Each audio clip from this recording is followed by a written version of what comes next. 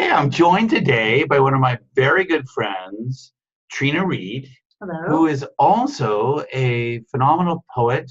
And I thought that it would be really good for our discussion to have a real poet here to talk a little bit about poetry, about the art of writing poetry, and in many ways, carrying on the continued tradition of Sappho as a lyrical poet, and not so much an epic poet, Oh, because sure. No. neither of us write epics. Very few people write epics. I'm not sure that in contemporary time very many people have the stomach for epics anymore. We'd rather read them in prose, so we like novels. Ah. But a couple things that I can say about Trena. One is that she has worked in insurance, which is interesting to me because there are a number of great poets who have, uh, including T.S. Eliot, who I consider to be the greatest poet of the 20th century, Wallace Stevens, who I adore, and Trena has misgivings about. Oh, I've been reading him recently. So you're warming to him. I'm warming, yes. But also Ted Kooser, who is an American poet laureate from Nebraska that Trena has actually taken a one-on-one course with, and just a phenomenal poet. Anyway, but maybe Trena, you can tell a little bit about yourself and talk a little bit about what brought you into poetry when it's not always something that people think about anymore. Well, what brought me into poetry? It was the angst of teenageness. It all started there, right. as it often does, I think. But we usually give it up, right, when we're teenagers, and I think I just carried it on, and then I found a love for other poetry that inspired me to continue to hone my craft. Would you say it was reading other poets that helped you to continue to love it, or just to continuing to write it? Yeah, I think it's a little both, although for many, many years, I actually really disliked reading other poets until I took the class from Ted, and he forced us to read poetry, and I thought, wow, this is really educational and it's good, and I fell in love with it in that way again, and that really inspired me in my own poetry. I know even from the discussion threads that many of our students remember a time when they used to love poetry, and somewhere along the way, often in high school, but even in college, the love for it goes away. And one of the common threads that I hear, aside from the fact that some people feel can't find a place for it in their lives because they're busy, but I think sometimes we turn it into kind of an academic. I was actually going to say that. I was going to say it becomes like too important then. They're like, oh, now that I'm older, I have to do it in a certain way, and I have to read a certain person, and I have to stop loving Shel Silverstein, for example, who they may have introduced them into poetry, and they feel like it becomes, like you said, academic, and they have to do instead of wanting to do. That's right. It kind of takes the love away. Yeah. And I do love Shel Silverstein. I do too. Still to this day, I am a huge fan. And so just because you maybe graduate to some of the more difficult and challenging poets, like a Yeats or an Eliot, doesn't mean you still can't go back and love a Shel Silverstein. Right. There's room in your writing and your reading for both. That's right. Now, what if you had to describe much of what you're trying to do with your poetry, could you? I don't even know if that's a fair question. What would you say is largely today? So as a high school student, you're just trying to get that angst out, right? But as you become an adult, that angst takes on different shapes. And are you still doing that, or do you feel like you have different purposes. Oh, I have a much different purpose. I think like then it was more confessional. I'm going to get this out and I'm going to tell you how awful and traumatic my life is. And now it's more of I want to say something that's important and I want to say something that is meaningful. And I want you to, things that maybe you have forgotten about or you didn't think about or you don't know. I want you to remember those things and to think about them in a different way. So it's more of I want to get ideas out there and get people talking about them and looking at them in a different way. Mm-hmm. One of the great things about poetry is it's memorable. We may remember the storyline of a novel, but we'll remember the actual words of a poem. Yeah. We can remember, for example, one of the best examples I can think of when I think of the Bible is we remember the stories of 1st and 2nd Samuel of David. We remember those stories, but we quote the Psalms. Yeah. So the stories are still wonderful, and we know those stories and important, but we don't often quote the lines like we do, "The Lord is my shepherd, I shall not want."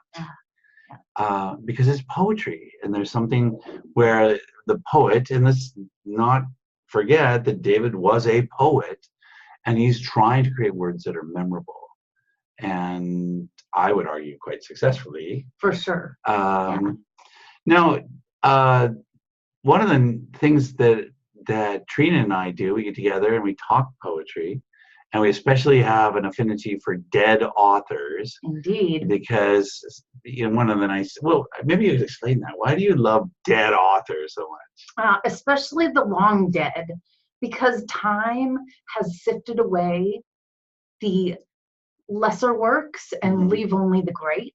And life is short. I know it doesn't necessarily seem like that when you're in college, but life is short and you only have so much time to read. And so I like to have this time sifting and then stick with the things that have lasted. Oh, that's great. I like that a lot. Well, you're not going to get much older than Sappho. So here's a poet that was writing 2,600 years ago. So the fact that we're still talking about her, so we still remember her, the fact that we even have anything from her says that people have felt for millennia that she has said things of value. And I had asked if she would be willing to look at a couple of look through the works of Sappho and point out some ones that really moved her.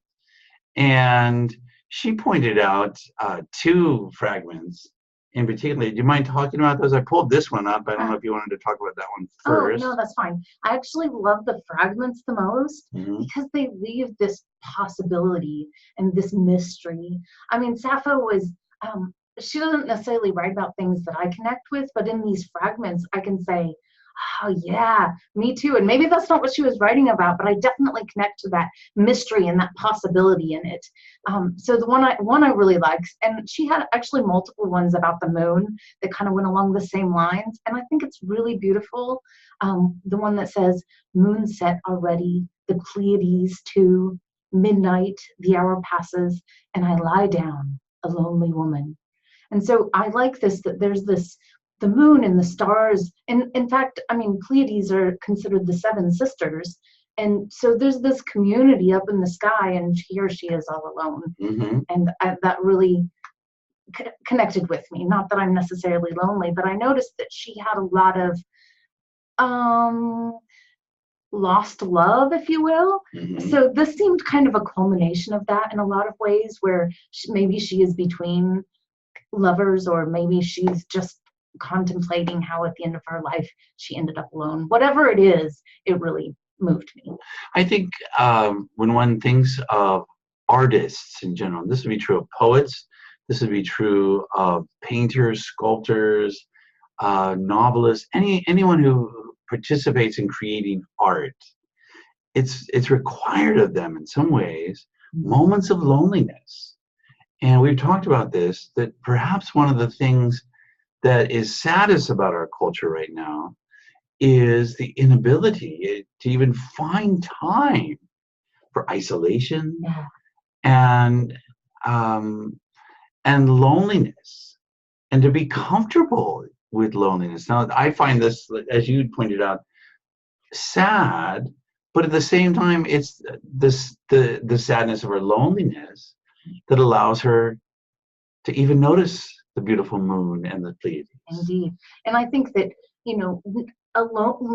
aloneness doesn't necessarily have to be lonely. And I think perhaps nowadays people try to avoid aloneness because they think it will naturally be lonely. And that doesn't necessarily have to be the case. Mm-hmm. Now, one of the things that Trena and I have talked about many times is the purpose of a poet being in part a kind of effort at immortality. For sure.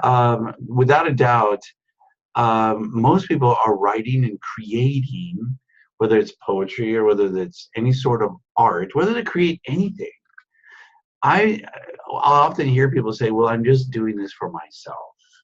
I personally don't believe that. I think even when somebody often is journal writing, there's a part of us that kind of hopes one day it will be discovered. Well, it's down in writing, right? It's right, or it's out on the internet, or it's whatever it may be. Yeah, it's like, so I think all great art, all art, I don't want to say great, just all art, are these messages in a bottle, hoping that we will be remembered. And I would take it even further and say that large portions of people's lives are dedicated to this. So you look at the Egyptians, where they, created these mummies, and like all of this is this, like, I don't want to be forgotten. I want this search for immortality. And the Egyptians actually believed that saying the name of the person was in a way recreating them. And if you think about it, like Mike said, that's what the artists are doing. Every time we look at their work again, every time we talk about Sappho, we're recreating her, and maybe not exactly like she was, but we're recreating pieces of her and remembering her. And in a way, that's a type of immortality. And we've talked in this class about do we live differently? Do we think differently if you come from a culture such as the Egyptians, but also the Greeks and the Romans, where there's not a whole lot of reward or punishment at the end?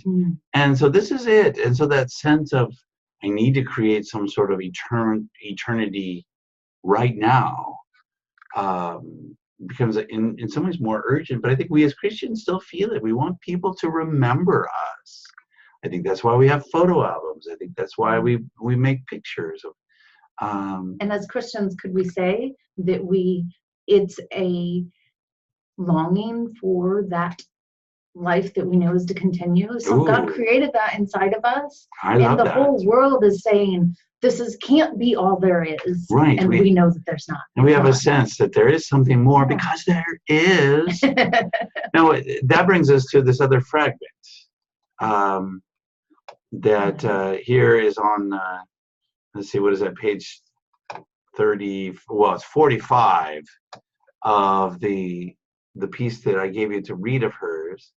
But we just have a small fragment here. And actually, I like both of these fragments that you have up here. Actually, all three of them. They're just, like I said, I love her fragments, but the middle one is the one we're talking about. And it says, I think that someone will remember us in another time. And like we were talking about, you can hear this echoed in many, many poets and what they write and how they feel. In one of Shakespeare's famous sonnets at the end, he says, you'll be remembered because I'm writing this. And it's that same kind of feeling. Absolutely. I love this fragment here, because every time we read it, we are doing exactly that. We are remembering her. And this is, of course, the great ambition, if you will. And I think that there is something, and I don't think this is a negative or a wicked thing, of the ambition of the artist or the creator to create something that lasts beyond them.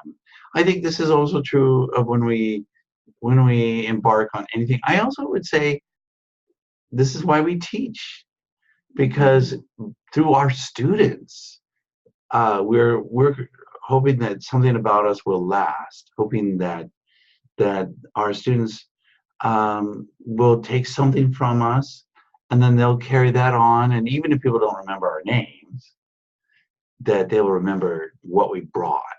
Right. I love that. So you say you like this one as well. Wealth without virtue is no harmless neighbor. I really do. I do too. I love That's that. really good. And I think to myself, like these two, and actually the for me, neither the honey nor the bee, all three of these, I think to myself, why would you need more? I mean, are they fragments or is this it? I mean, they're like little proverbs, if you will. Right. Thinking about that. Yeah, and the only reason why we have these fragments at all is that they were quoted from other people's people because they were considered memorable. Otherwise, they'd be lost. And that's not a slight on Sappho that we've lost her poems. The fact that we have anything surviving at all, which we actually have quite a few fragments, speaks to how much she was revered. So she would certainly have achieved that sort of immortality that few, besides say Homer and Virgil and Ovid and Sophocles that we've looked at or will look at even achieve. That's some serious chick power. And I'm not going to lie, as a poet myself, I would love to be a royal pain for high school students someday. Long past when I'm gone, I would love for them to be thinking, oh, no, I got to write a paper about that Mike Menard. About that Mike Menard. But I'm pretty confident that they'll be doing that with Trena. So anyway, so thank you, Trena, and I really appreciate you being here. And if you don't mind, I'll even post if she doesn't mind, we can share a couple poems. I didn't ask her this. That she's and you can get a kind of a sense of some of her work, unless she changes her mind. We're not change her mind unless she says no. I'm asking her in front of everybody. So what am I going to say? That's fine. I'll pick something that will be not too painful, maybe. Okay, which I think is most of what she's written. So anyway, thank you so much. And I have a question that I'd like for you to answer that's attached to this. And so I appreciate you listening. Thank you.